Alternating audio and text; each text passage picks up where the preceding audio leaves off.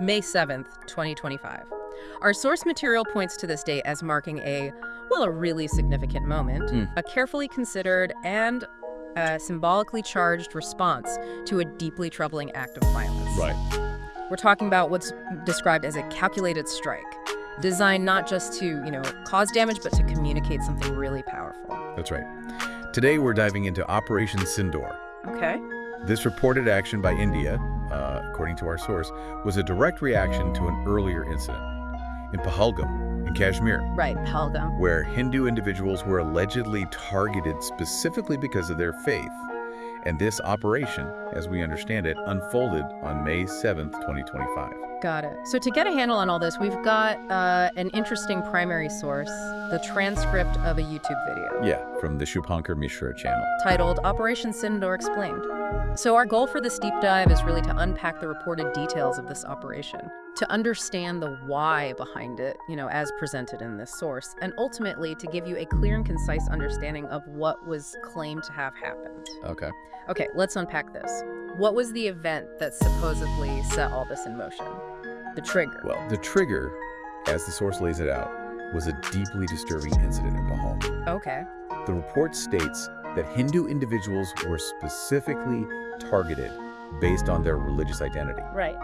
The source really emphasizes the emotional impact of this, particularly mentioning the symbolic loss of Sindoor for Hindu women. Ah, the Sindoor. Yeah, that red powder worn in the parting of the hair signifying their marital status. A huge symbol. Right, a really potent symbol. And that brings us to the reported response itself, Operation Sindoor. What does our source tell us about what supposedly happened on May 7th? Okay, so according to the transcript, Operation Sindoor took place on May 7th, 2025. Yeah. And it involved strikes on 9 different locations within Pakistan and Pakistan-administered Kashmir. So the Pakistani side of Kashmir. 9 locations. Wow. Yeah. And the source details the types of weaponry allegedly used. Missiles launched from Indian Air Force jets. Which ones? Does it say? It does. Specifically names the Mirage 2000, Sukhoi 30, and also the domestically produced Tejas. Okay, the Tejas too. And it also mentions systems developed by DRDO, India's Defense Research and Development Organization. Things like indigenous drones, BrahMos cruise missiles, and Pinaka multi-barrel rocket launchers. So quite a mix. Established platforms and newer indigenous tech. Exactly. A mix of established and domestically developed military technology. That sounds like a pretty significant display of firepower, and the source really stresses the scale of this operation, doesn't it? Oh, absolutely. It claims Operation Sindoor was considerably larger than both the 2016 surgical strike and the 2019 Balakot airstrike. Right, those previous reported actions across the border. And the reason given in the transcript for this sort of amplified response is apparently Pakistan's past record of denying such actions. Denying them, or even... Well, and even, as the source puts it, mocking them. Huh.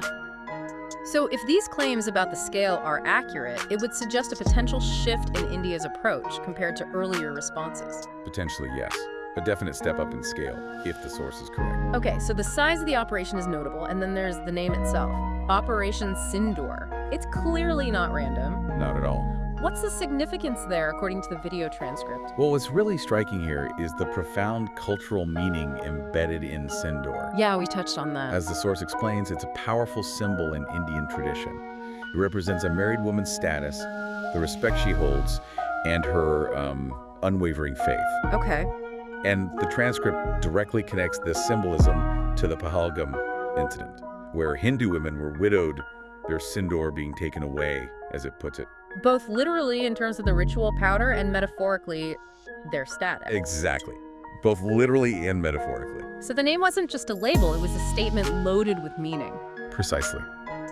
The source asserts that the name Operation Sindoor was a deliberate message from the Indian government and military. Deliberate how? It signified that this action wasn't just, a military retaliation, but also a direct response to the pain and loss experienced by these women. Acknowledging their suffering. Yes, a way of acknowledging their suffering and the cultural significance that was violated. That really underscores the powerful message they were trying to send, apparently going beyond just tit-for-tat military action. That is a powerful message. Now let's talk about where these 9 reported targets were located and why they were chosen, according to our source. Okay, the transcript provides a breakdown. Now remember, this is all as presented in the video. Understood. Rawalpindi, for instance, described as Lashkar-e-Taiba's largest training camp, Okay. Well, allegedly providing weapons, explosives, drone training, and identified as the planning site for that initial Pahalgam attack. right, the trigger event. Then there's Bahalpur, pinpointed as a Jaish-e-Mohammed stronghold.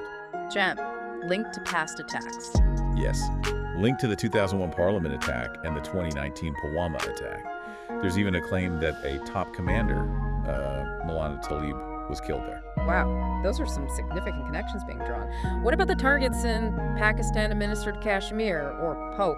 Muzaffarabad in Pokhara, described as a key logistical and command center for these groups. Logistics command. So, arms and money. Exactly. Housing arms, managing funding. The source reports over 50 tons of ammunition were destroyed there. 50 tons. Then Mirpur, also in Poke, identified as an infiltration training center for terrorists crossing into India. Okay, so stopping them before they cross. That seems to be the rationale presented. Beyond Poke, the source mentions Karachi, specifically outer areas. Karachi. What was supposedly there? A secret location, reportedly used for planning cyber attacks and drone operations, described as Lashkar's cyber unit hub. A cyber hub, too. And it doesn't end there, does it? No, Khyber Pakhtunkhwa, near the border region. Mentioned as a launch pad for terrorists attempting infiltration. Casualties claimed there. A claim of 20 terrorists killed. Then, Balochistan, again a border region, described as a major center for weapons smuggling. Smuggling what? Supplying ammunition, including RDX, that powerful explosive to terrorists. The source reports 10 tons of RDX destroyed there. 10 tons of RDX. Finally, the source mentions other unnamed secret locations near Pik. Unnamed. Yes, just described as having significant numbers of terrorists and weapons reportedly destroyed by BrahMos missiles. Okay, so a wide range of targets, but it's important to stress. Yes, definitely. It's important to remember, as the transcript itself acknowledges, some of this information is based on unnamed sources and is awaiting official confirmation. Crucial context. Absolutely crucial. So, a wide range of alleged terrorist infrastructure targeted.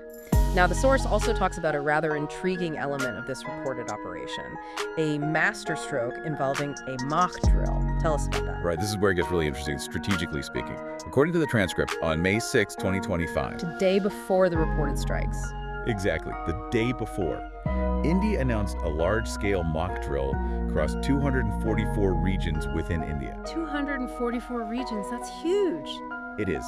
And the intention behind this, as presented by the source, was a deliberate act of deception. Deception how? The aim was supposedly to make Pakistan believe India was preparing for a major military exercise. The source even draws parallels to the 1971 war preparations. Ah, so making them think something much bigger, a conventional buildup, was happening. Precisely. Almost like, a theatrical performance to set the stage for the real action, which was much more targeted. That's quite a strategic gamble, if the source is accurate. It certainly would be. So this feigned preparation for something bigger, how did that supposedly play out? Well, the source suggests that this alleged deception led Pakistan to go on high alert. Okay, makes sense. Diverting their intelligence, their resources, to anticipate this large-scale military exercise that wasn't actually the main event. Leaving them unprepared for the real strikes. That's the claim. This, in turn, supposedly allowed India to conduct Operation Sindoor without prepared or immediate response from Pakistan. The mock drill in this narrative was the key element to achieving surprise. A very clever piece of alleged misdirection. What about Pakistan's reaction to these reported events, as presented in the source? Well, the transcript states that Pakistan reportedly attempted to portray itself as a victim, claiming civilian casualties, including children. Okay. And India's response to that claim? According to the source, the Indian Ministry of Defense responded by asserting they possess concrete evidence that the targeted locations were terrorist hubs. Evidence they'd release. They promised to release more information later, according to the transcript. The source also kind of contextualizes this by pointing to the broader international perception of Pakistan regarding its alleged support for figures like Hafiz Saeed and Masood Azhar. Right, internationally designated terrorists. And the historical presence of Osama bin Laden within its borders, suggesting, maybe a credibility gap in Pakistan's claims. So it paints a picture of contrasting narratives and existing international perceptions playing into the situation. Exactly. Okay, so zooming out a bit, what are the broader strategic implications of Operation Sindoor as presented in this source, if we connect this to the bigger picture? Right. The source emphasizes that Operation Sindoor was meant to be a carefully calibrated response. Calibrated how? Strong, but not too strong. Exactly. Designed to demonstrate strength and resolve without escalating into a full-blown war. It highlights the claim that only terrorist infrastructure was targeted. Specifically avoiding The Pakistani military, civilians, or residential areas. That's the claim. And the stated goal, then?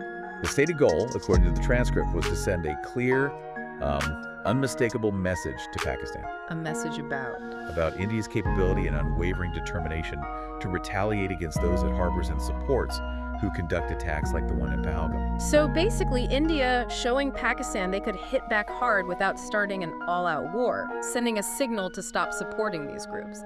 Is that the gist? That seems to be the core message the source is conveying, yes. A demonstration of both resolve and capability, carefully balanced. Precisely.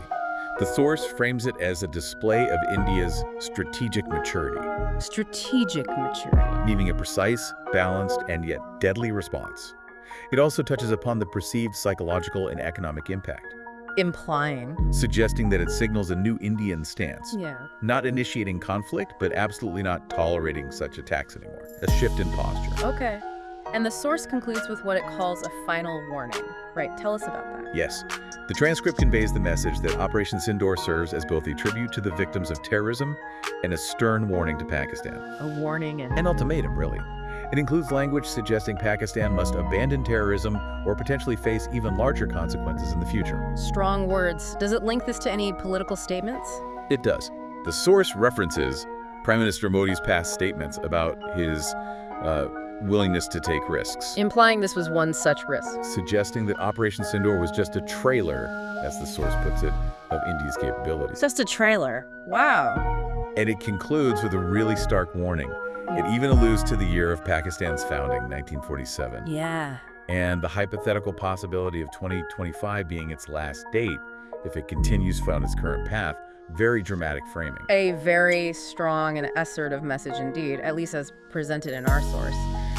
So, just to recap for everyone listening, what are the key reported aspects of Operation Sindoor that we've unpacked in this deep dive? Okay, so we've looked at the alleged motivation, that Pahalgam incident, the targeting of Hindus, and that specific symbolic impact on women with the Sindoor. Right?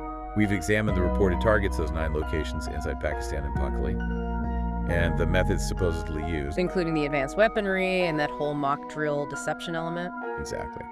And finally, we discussed the profound symbolic significance of the operation's name, Sindoor, connecting it deeply to cultural values and the specific loss experienced by the victims' families. So the key takeaway for you, the listener, based purely on this source material, is that Operation Sindoor is portrayed as a pretty significant shift.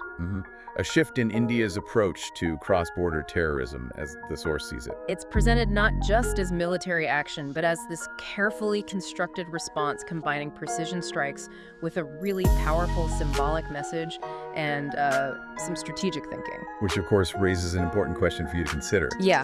Given this account, how might an event like the reported Operation Sindoor, with its mix of military force and heavy symbolism, potentially reshape the incredibly complex and long-standing geopolitical dynamics between India and Pakistan? Good question.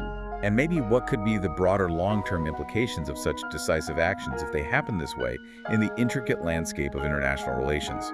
Definitely something to think about. It's certainly a complex issue. And as always, we encourage you to do your own further exploration and critical thinking based on various sources.